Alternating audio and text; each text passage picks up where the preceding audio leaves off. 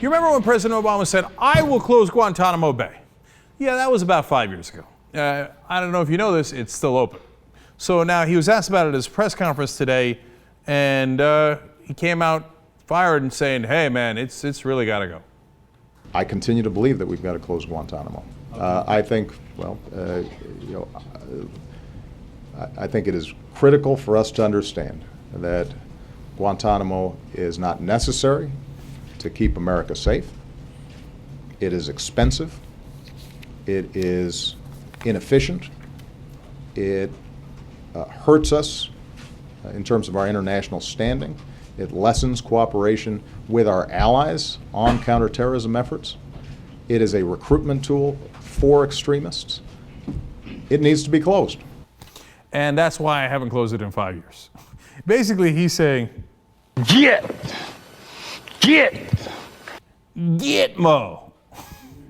But unfortunately, he hasn't done anything about it. Now, look, I know the Republicans are fighting him tooth and nail on that. But do you know that there's 166 detainees there, 86 of which we have said are free to go, except they can't go because we can't find any countries that'll take them, and we don't want to release them in the United States. Now, look, if the president wanted to, it is within his executive power to say, these guys are cleared for release.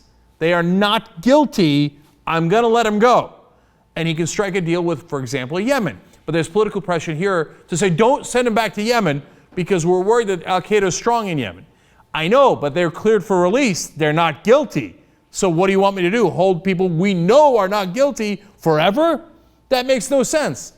If you're a strong president, here's what you say. I've got a supermax prison for the 80 that I'm worried about that are not cleared for release. I got a supermax prison in Colorado. That's where I'm sending them. Now, I hope you're not going to denigrate American security and American guards and personnel at that prison by saying that we can't handle by a bunch of two-bit terrorists here, okay? We already have terrorists there. We have Sheikh Rahman, who was the original 1993 World Trade Center bombing. He's in Colorado. We've got Terry Nichols, who was part of the Oklahoma City bombing. He's in Colorado. We got the Unabomber. He's in Colorado. We've got all those terrorists. We can handle them fine. And the other 86, here are your choices. I could release them to Yemen, or I could release them in Kansas. Where would you like it? Oh, no, but they would cry. Yeah, they would cry. And they'd say, oh, well, it's dangerous, etc. Okay, well, your choice. I'm sending them to Yemen unless you tell me to send them to Kansas. And if you tell me to send them to Kansas, you did that. I was going to bring them to Yemen. See, that's how you play poker. But of course, President Obama doesn't play poker that way. He does it by saying, I'll tell you what, I've got a great hand, and that's why we should close Gitmo, and I fold. So here's more of him telling us why he shouldn't fold as he folds. I don't want these individuals to die. Obviously, the Pentagon is trying to manage the situation as best as they can. But I think all of us should reflect on why exactly are we doing this? Why are we doing this? Exactly. Now, 100 of the 166 are on a hunger strike. 21 are already being force-fed, and there are now worries that several of them might die. So why are we doing this? Do you know that 54 of them, our current plan for them is to never try them? They're not set for release. They're not among the people we're going to bring to justice, such as it is, and it's through military tribunals. We should bring them to civilian courts.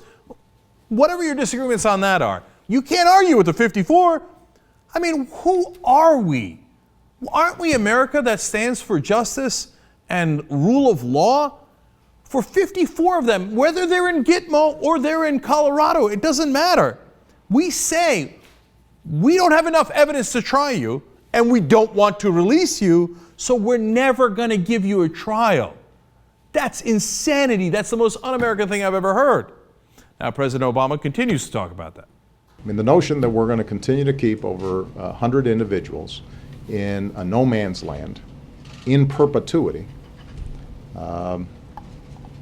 even at a time when we've wound down the war in Iraq, we're winding down the war in Afghanistan, we're having success defeating al-Qaeda core. We've kept the pressure up on all these transnational terrorist networks. When we've transferred detention authority in Afghanistan. The idea that we would still maintain forever a group of individuals who have not been tried, that is contrary to who we are, it is contrary to our interests, and it needs to stop. Oh, it needs to stop. If only there were a president who could make that happen. Then why don't you stop it? Oh, but the Republicans are fighting me. Okay, I got a crazy idea. Fight back. But you know what? In the next clip, he basically admits why he's not fighting back. It's a hard case to make because, I think for a lot of Americans, the notion is out of sight, out of mind. And it's easy to demagogue the issue. That's what happened the first time this came up. So, since it's a hard case to make to the Americans and the other side's demagoguing, I'm Obama. You know what I'm going to do? I'm going to fold. I'm going to do the wrong thing. And by the way, again, if they were in Gitmo or they're here in the United States, it doesn't really matter because President Obama is saying, I don't know where to release those 86 who should be released, and the 54 I'm going to indefinitely detain anyway, no matter where they are. I wish President Obama from time to time would actually listen to what President Obama is saying and act on it. But he doesn't have the courage of his principles, and he doesn't have the stomach for the fight.